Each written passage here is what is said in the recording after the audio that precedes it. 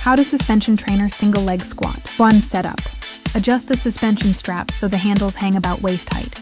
Stand facing the anchor point, feet about hip width apart.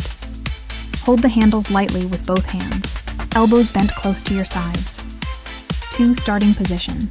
Shift your weight onto your working leg, say right leg. Extend the non-working leg straight in front of you, just off the ground.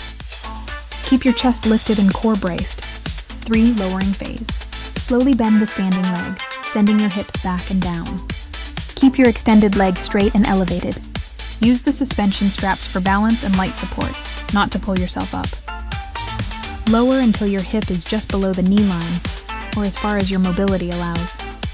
4. Lifting phase. Press through the heel of your standing foot. Drive your hips forward and return to standing tall.